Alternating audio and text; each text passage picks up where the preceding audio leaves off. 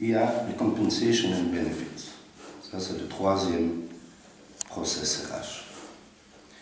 C'est très bien d'avoir le gars à la bonne place, il est payé en temps et en heure, mais maintenant, il faut trouver le bon équilibre pour lui donner un salaire et un package salarial qui lui plaira, qui le satisfera le mieux.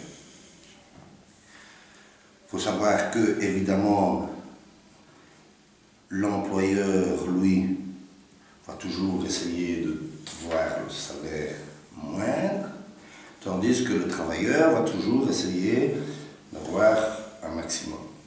Et donc, il faut trouver ici le juste équilibre.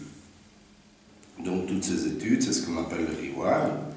Et donc, SD aussi est capable de dire, tiens, pour tel job description, dans telle commission paritaire, dans telle région, ben, normalement, vous devez, si vous voulez être sur tel ou tel percentile, payer X, cet ingénieur technique ou que sais-je. Et voir aussi comment trouver le package le plus motivant.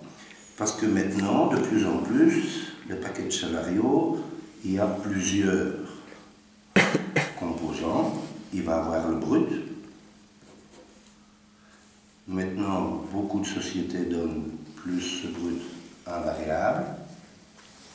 Et puis ici, tout ce qui est, je vais dire, plus avantage et individualité.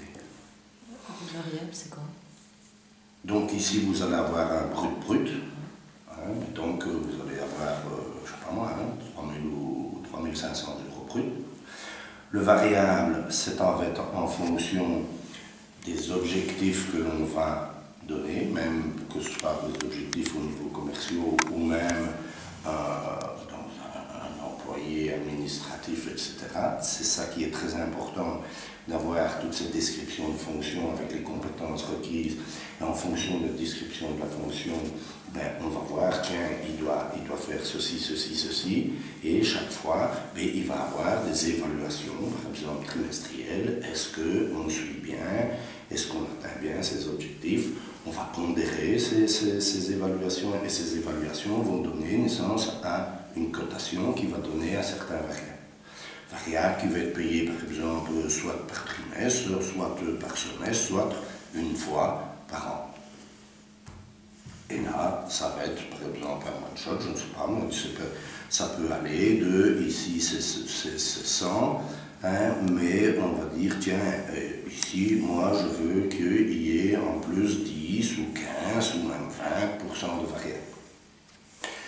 Et puis, il va avoir les différents avantages. Est-ce que je vais donner des tickets ou des chèques repas? Est-ce que je vais donner un laptop? Est-ce que je vais donner un GSM? Est-ce que je vais donner une voiture de société? Quel type de voiture de société? Assurance groupe, qu'est-ce que je vais donner comme assurance groupe? Comme assurance hospitalisation, etc. Et puis, il y a encore tout ce qui est vie privée. On voit que maintenant, de plus en plus, les jeunes veulent un package salarial plus individualisé.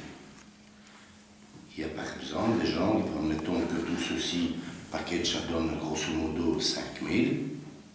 Des gens vont dire, tiens, moi je préfère avoir 4 000 et demi, mais au lieu de 20 jours de congé, par exemple, j'aimerais mieux en avoir 25.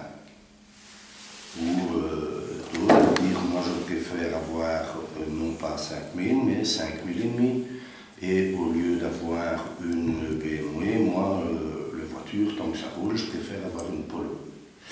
Un autre va dire, non, moi je préfère avoir 4 000 et demi et avoir une série 5. Donc maintenant, de plus en plus, on essaye de composer avec l'individu. Compensation